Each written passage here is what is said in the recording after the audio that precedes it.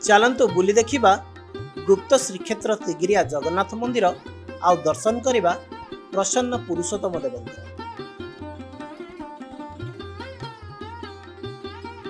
लोककथा अनुसार तिगिरिया जगन्नाथ हेउचंती पुरी श्रीमंदिर मूल दिय। 1692 मसीह मुसलमान राजा आक्रम खान पुरी आक्रमण करने समय गजपति दिव्यसिंह देव चतुर्था मूर्ति को पुरी लुचाई आनी तिगिरिया रखिथिले। 15 वर्ष पर जेतेबेले चतुर्था मूर्ति को पुरी फेरिया अवसर आसिला सेतेबेले गजपति स्वप्नादेश अनुसार मूर्ति तिगिरिया ही रहिथिले। केवल घट जाई पुरी रे नवकलेबर करा जाई नुआ एवं बड़ मूर्ति स्थापन करा जायतिला। तेणु तिगिरिया जगन्नाथ मंदिर रे दर्शन परे इतिहास जना पड़ुछि आगे श्रीमंदिर रे चतुर्धा मूर्ति छोट थिले और परवर्ती समय चतुर्धा मूर्ति को स्थानांतर जेपरि करिहेबो नाही सेथिपाई बड़ मूर्ति स्थापना कराइथिले गजपति। पुरी श्रीमंदिर परंपरा अनुसार एठारे वर्ष जाक समस्त पर्व पालन करा जाय। दूर दूरांतरु आसुथुवा भक्त माने मंदिर दर्शन सहित प्रतिदिन मंदिर रे प्रस्तुत स्वादिष्ट प्रसाद सेवन करिथांती।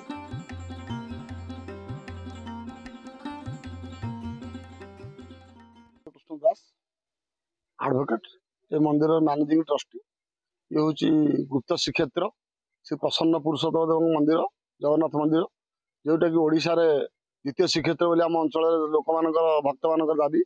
ये मंदिर महाप्रभु श्रीमंदिर मूलदीय बोली भक्त मान विश्वास भाव रही। महाप्रभु 1692 मसीह एकराम खान श्रीमंदिर आक्रमण कले तत्कालीन गजपति दिव्यसिंह देव तिगिरिया महाराजा शंकरषण मांधाता सिंह महापात्र सहयोग महाप्रभु को विमला मंदिर पछपटे पणा बाटे लुचे रखिले और परवर्ती समय तिगिरिया स्थानांतर कले और तिगिरिया महानदी चित्रकूट नदी उत्तर दिगरे हरिशहदेव पीठ निकट में गिलबण लुचे रखिले। 15 वर्ष महाप्रभु लुचार रही। 15 वर्ष पर जो श्रीमंदिर को महाप्रभु फेरिवार अवकाश आसला से गजपति महाराज तिगिरिया जगन्नाथ को रिटर्न नहीं जाए चाहिए महाप्रभु स्वप्न गजपति निर्देश देते आम तिगिरिया प्रसन्न अच्छु आम फेरबुनु तुम नवकलर कर नुआ द्वार स्थापन कर। तेणु गजपति सेठारे पूरे नवकल कर नुआ द्वार स्थापन कले मूल दिन तिगिरिया रहीगले। यहाँ नामकरण गजपति कले प्रसन्न पुरुषोत्तम देव। श्रीक्षेत्र पुरुषोत्तम देव ये प्रसन्न पुरुषोत्तम देव एवं सी जो पुरी हूँ श्रीक्षेत्र ये हूँ गुप्त श्रीक्षेत्र। एटी पुरी भली आमर समस्त नीतिकांति हुए जो जो नीति पुरी हुए समस्त नीति एटी हुए। नीलाद्री महोदय सूरी सर्वस्व एवं आमर जो पूजा पथी आम रही से पूजा पथी अनुसार विधि विधान अनुसार श्रीमंदिर भली एटी पूजा पूजी करा जाए।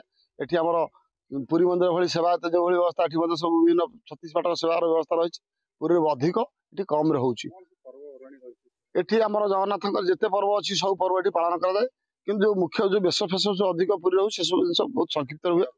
किंतु बड़ पर्व आमर एटी हूँ गुंडीचा बाहुड़ा ये सब बड़ यात्रा स्नान यात्रा आपणकर नीलाद्री महोदय अष्टमी हुए आपणकर जो कार्तिक मास गहली लगी रहे पंचुक 5 दिन जो बेश आमर हुए से बेश आमर आपणकर जो राधा दामोदर से मास जाक हुए। अन्य पर्व जिते जिते सब पर्व ये पालन कराए।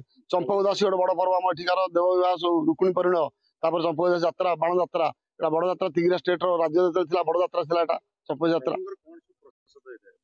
प्रभुंर एटी आमर गोटे निरा भोग हूँ आपंकर गोटे आज्ञापणा भोग आम हुए जो महाप्रभु श्रीक्षेत्र आसी तिगिरिया लुचाई रही तिगिरिया महाप्रभु पात्र पड़ी कहले प्रभु आपन मो राज्य को नेबी लुचेक रखी पुणी एत प्रकार सेवा व्यवस्था केमती भोग व्यंजन तो मुझे मुझे कौन सेवा करी। महाप्रभु तो निर्देश देते जो किसी ना कौड़िकर गुड़ कौड़िकर छेनार पणा आम भोग हम आ कि हेनी से आज्ञा कर आज्ञापणा महाप्रभु निजे आज्ञा देते से आज्ञापणा भोग आज पर्यंत ये प्रचलित अच्छी। यही भोग को भक्त मान निर्माल अधिक ये करते भोग पाई लोक बहुत दुरारोग्य आरोग्य लाभ करते। आज भी भक्त मान विश्वास क्या रोग वैराग रोग कौन मेडिसिन कम न कला सी कहते जहाँ प्रसन्न मंदिर आज्ञापना आनी दियो। या व्यतीत आमर जमी आपंकर श्रीमंदिर आम जमी नीति आम सकाल मंगल आलती हुए मंगल आलती पर आपंकर नित्य अवकाश पर सूर्य पूजा द्वारपाल पूजा गोपाल वल्लभ पर आप सकाल धूप हुए खेचुड़ी डालमा ये सकाल धूप हुए। 2 पर आमर हुए एंडुरी चका आपणकर अर्ण खीरी दही पखाड़ कांति आन्य तरकारी जो दिन जो समय जहाँ हुए रात्रि से संध्या बेले आप टेरा खजा लगी हुए। टेरा खजा लगे टेरा महाप्रभु 2 पर पौडर उठती टेरा फिटेगा टेरा खजा गोटे खजा भोग हुए। आलती हुए आलती पर आज्ञापणा बढ़े आज्ञापणा पर संध्या धूप हुए संध्या दोपर अन्न एंडुरी पिठा आपणकर डालमा खटा यू जिन हुए राति शयन पूर्व महाप्रभुଙ୍କର बड़ सिंगार भोग हुए शेष डंबर विजय हुए स्वयं डंबर विजय कलापर रात्र पहुड़ व्यवस्था हुए। अनेक इतिहासर मुखसाखी एई तिगिरिया जगन्नाथ मंदिर रक्षणाबेक्षण अभाव मंदिर अवस्था बहुत खराब अवस्था अच्छी। सरकारी सहायता सहित मंदिर नवीकरण आवश्यकता रही।